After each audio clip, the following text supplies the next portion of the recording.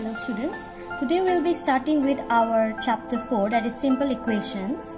I have provided you with the various materials and few links to few videos so where you could get a simple idea of what a simple equation is.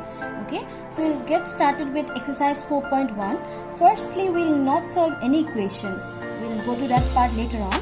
First, we will see whether when a solution is given or not, suppose a value for the particular variable is given, then does it satisfy the given equation or not. Okay, so if we start for question number 1, in question number 1 you can see there is a table made that you don't have to do it in your copy, you can do it in your textbook itself. You can see there are 3 columns. In that first column you can see that there is a list of equations given, then a value of x or y, whatever the unknown variable it is given, and on the last column it's given yes or no. So you have to see whether the equation is satisfied for a given value of the variable. So I'll show you one. You don't have to solve it in this way, but I'll show you how to do the procedure also.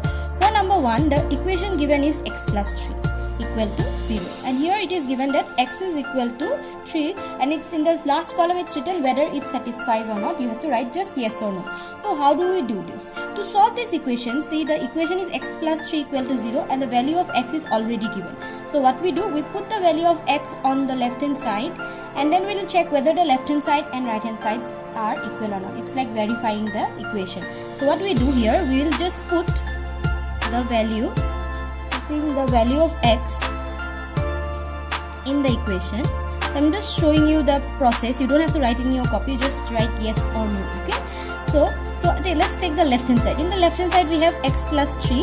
So what is x here? 3 plus 3 plus 3 is equal to 6. What is on the right hand side? Right hand side we have is 0. So are they equal?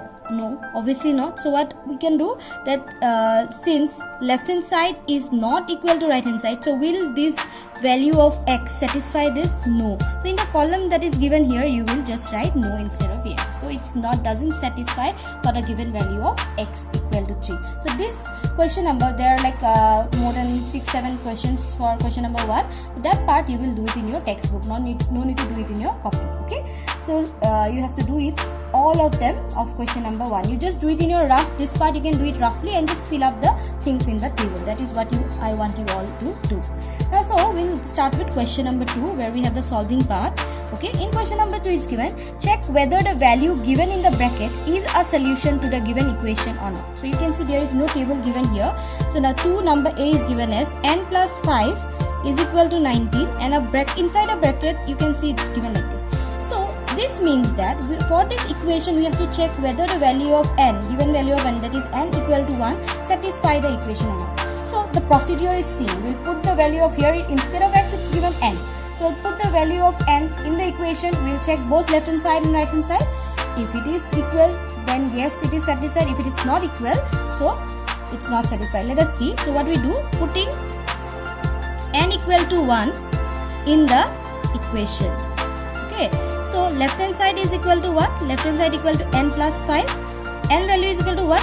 1 plus 5. So what do you see? Left hand side is equal to 6. And what is the right hand side equal to? Right hand side equal to 19. Are they equal? No, they are not equal. So let's write that this, since they are not equal, n equal to 1 doesn't satisfy the given equation. So what we'll write, since left hand side is not equal to right hand side, so we'll write n equal to 1 is, therefore n equal to 1 is not a solution to the given equation.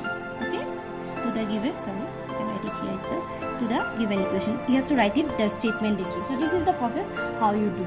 So I'll be showing you 2 more. Let us do number C here. Okay, I'll be showing number C. Number C is given 7n plus 5 is equal to 19, and the value of n is given as 2 here. So what I'll do, I'll put the value, okay, putting n equal to 2 in the equation. Okay, in the equation, left hand side is given as what? 7n plus 5. So n is how much? 2. In 7n means 7 into n plus 5. 7 2s are how much? 14. plus 5. So 14 plus 5 is equal to 19. And what is given in the right hand side here? Right hand side is given as 19. So you can see here that left hand side and right hand side are equal. So what will I write? Since, you can write down here also, since left hand side is equal to right hand side, therefore n equal to 2 is a solution for the given equation. So see, in the first case we saw that the left hand side and right hand side are not equal. When they are not equal, so we'll write it's not a solution to the given equation. Here you can see they are equal, right? Left hand side and right hand side are equal, so I'll write it is a solution for the given equation. I'll show you one more of this kind. So now I'll be showing you number f. This is the question. Here p is given as 0. So what we'll do again? Putting p equal to 0 in the equation. Okay. So left hand side is equal to 4p minus 3. P is given as what? 0.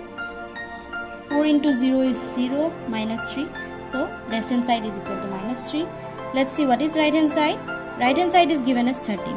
Minus 3 and 13 are not equal. So since left hand side is not equal to right hand side, will this be a solution? Therefore p is equal to 0 is not a solution to the given equation. Okay, so this is what we have to write down. Now here you see you have few more sums as homework here. You will be doing that part. Now sorry for the disturbance. So from this part your homework will be from question number 2. You'll be doing B, D and E. You'll be doing this part as your homework. Now let us move on to question number 3. Now let's see question number 3. Question number 3 is given as solve the following equation by trial and error method. So there are two questions given, 1 and 2. I'll be showing you one. Number 1 is given as 5p plus 2 is equal to 17. Now see here, by error and trial and error method means, now this we don't have to solve. I have to solve the equation not directly but trial and error method. So what we'll do, we will start substituting value. Okay, means like first we'll take p equal to 1 and I'll put in both left hand side and right hand side. I'll check whether it is equal. If they are equal, that means p will be equal to 1. If it is not equal, I'll try for the next number, that is p equal to 2 and so on till the left hand side becomes equal to the right hand side. So let us start it by the, so by, I'll write down trial and error method. So I'll write this part, you can write or you may not write. What I'll do, putting p equal to 1 in the equation. Okay, so left hand side is equal to what? 5p plus 2. 5p means 1 plus 2. So 5 plus 2 is equal to how much? It's equal to 7. And right hand side is equal to 17. They are not here. Here left hand side is not equal to right hand side. So we'll continue. Now putting 1, it is not satisfying, so we'll do what? P equal to 2 in the equation. We'll continue sequentially. Left hand side is equal to how much? Again let's write the left hand side of the equation, 5p plus 2. So 5 into 2 plus 2. 5 2s are 10 plus 2. So it will give me how much? 10 plus 2 is equal to 12. And right hand side as usual it's equal to 17. Here also again here left hand side is not equal to right hand side. That means 2 is also not the value of p. I'll continue again. Putting p equal to 3 in the equation. Okay, p equal to 3 in the equation. Left hand side is equal to 5p plus 2. 5 into 3 plus 2. 5 3 is how much? 15 plus 2 is equal to 17. And right hand side is equal to 17. Now here in this case what you can see that both the left hand side and the right hand side became equal. So we can write, see here left hand side is equal to right hand side. So what will be the value of p? Therefore P is equal to 3.